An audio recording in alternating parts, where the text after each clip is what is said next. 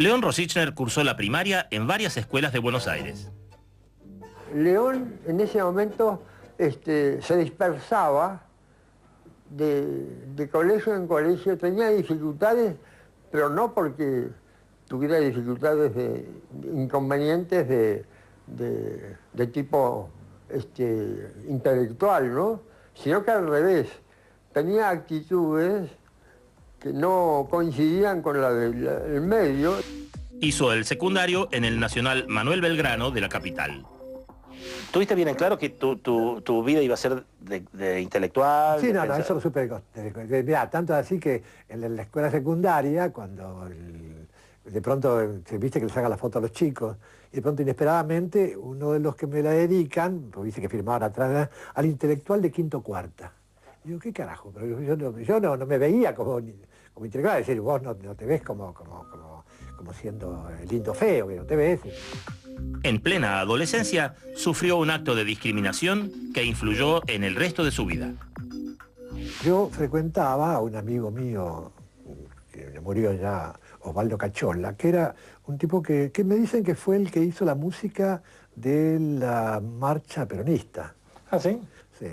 Él tenía un piano, y bueno, él vivía en una casa muy grande, su madre estaba casada con un comisario de policía, segundo marido, y él era el hijo del primer matrimonio. Dice amigo también de la familia, de la madre, de las hermanas, y también de alguna prima. Resulta que un día había una fiesta en ese lugar, chicas y muchachos, tendría 15 años, ¿no es cierto? 15 años, sí que... Bueno, es década del 30, un antisemitismo muy fuerte. Y ¿no? bueno, Tiene, entonces ¿sí? yo entraba allí, a esa casa no podía entrar cuando entraba el padre, ¿no es cierto? Yo tenía que no estar presente porque... ¿Cuando estaba el cana? Claro, cuando estaba el padre, cuando llegaba el comisario, no. Y de pronto aparece desde una escalera en el fondo de un patio el hermano mayor, este muchacho Osvaldo, y frente a todos me echa por ser judío. Oh. Vos te vas de acá, no me acuerdo con los términos. Bueno, a mí, te das cuenta, me quedé sorprendido, bueno, agaché la cabeza, tenía que salir, ¿qué iba a hacer? Estaba en casa extraña, no era mi casa. Y algunos chicos me acompañaron, no Osvaldo, algunos chicos me acompañaron hasta la puerta. Bueno, me compadecieron de alguna manera, pobrecito, qué lástima que pase esto. Y me dejaron y se volvió a la fiesta, naturalmente. Yo creo que fue uno de los momentos de angustia mayor que tuve en mi vida. Qué feo. Porque me fui caminando desde la Prida la Prida y Beruti, me fui caminando hasta el río, tenía 15 años. Me fui caminando al río para alguna manera, creo, poder asimilar el dolor, la angustia que me había producido esa situación, ¿no? No solamente porque me echaron lugar, sino por el comportamiento de mis amigos, ¿no?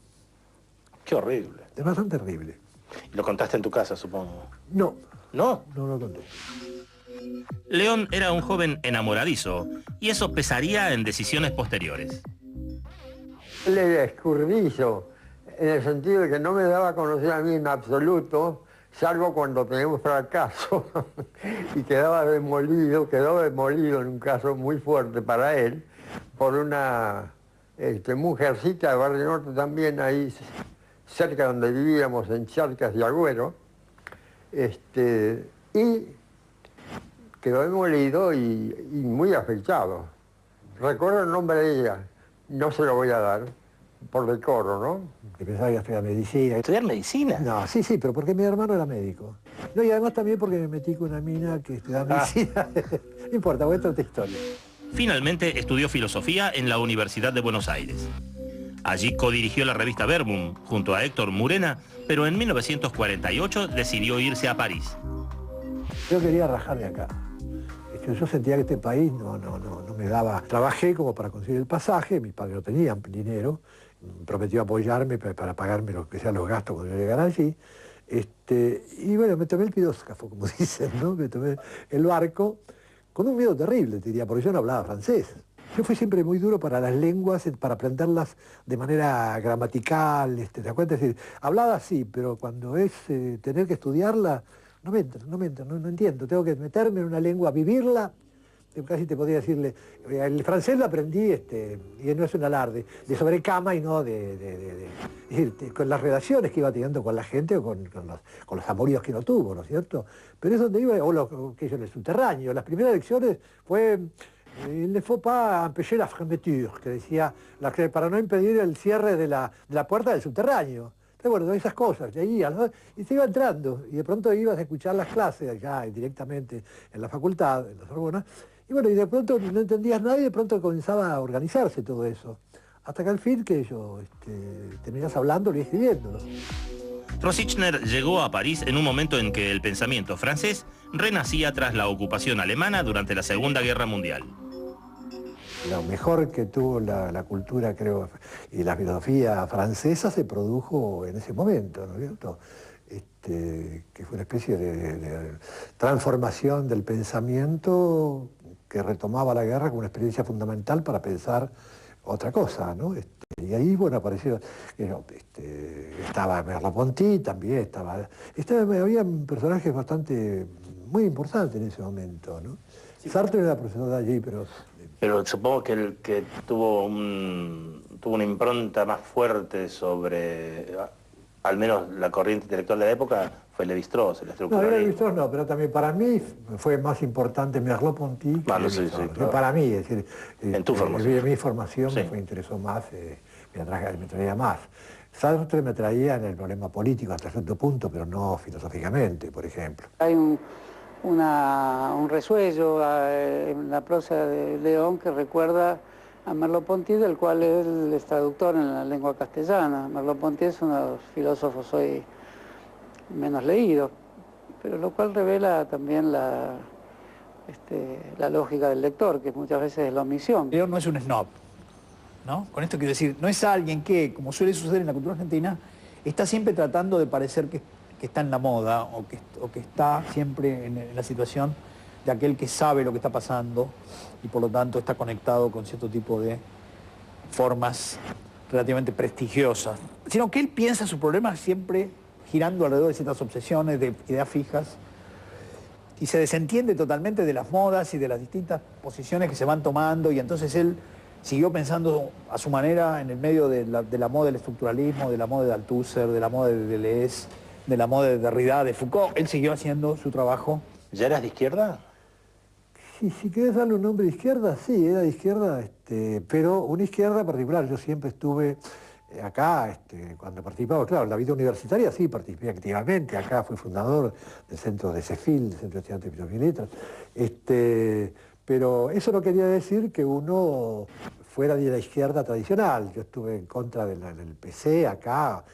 En contra quiere decir, no me afilié nunca y fui crítico del PC, formamos parte de un mismo ámbito, si vos querés, en la actividad estudiantil, ¿no? Así que en ese sentido uno participó desde el comienzo, que yo acá creo que participé mucho más antes de irme, de la caída de la retoma de París, ¿no es cierto?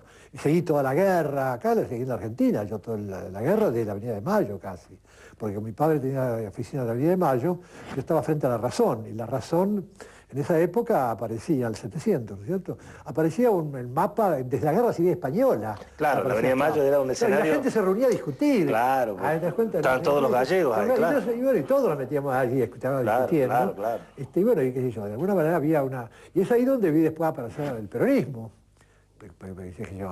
Yo lo vi a Perón cuando era secretario de Trabajo y Previsión, hablando a los obreros que llegaban desde la esquina de lo que ahora es la municipalidad o la gobernación de Buenos Aires. ¿Nunca te tentó el peronismo? Nunca. No porque estuviera en desacuerdo con los objetivos que se proponían, ¿no es cierto? Yo simplemente porque no me gustó aquello con lo cual el peronismo comenzó, como una concepción que trataba de meterse con la clase obrera porque había que evitar justamente que la clase obrera se convirtiera en revolucionaria, que es lo que Perón mismo decía.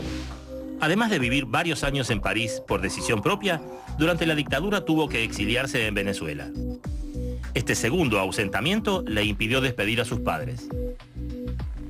¿Hasta qué edad tuviste a tu papá? Él murió muy joven, a los 53 años habrán sido. Yo estaba en Europa, estudiando, porque mi carrera de licenciatura la hice, y de doctorado la hice en Europa, ¿no? Me fui a Francia, con el apoyo de mis padres, no por la guita que me daban, sino que me mandaban un poco, evidentemente, pero bueno, con el hecho de que me hubieran permitido hacer lo que yo quería, ¿cierto? Y Y no, mi papá murió en ese cuando yo estaba allí. De manera tal que no lo pude ver morir, no estuve con él. No podía estarlo. Cuando me avisan, el barco tardaba 20 días. ¿Y a tu mamá? Y a mi mamá murió cuando yo estaba viviendo en el exilio en Venezuela y no pude venir. No podía llegar, no podía entrar al país, porque a mí me había allanado el departamento mío a los pocos días del golpe, sin que yo formara parte de ninguna guerrilla. De modo tal que tampoco la pude ver morir. Qué destino. Ajá. ¿Ninguno de los dos padres? Sí. En el próximo bloque, León Rosichner participa del clima de ebullición intelectual y política de los años 50 y 60.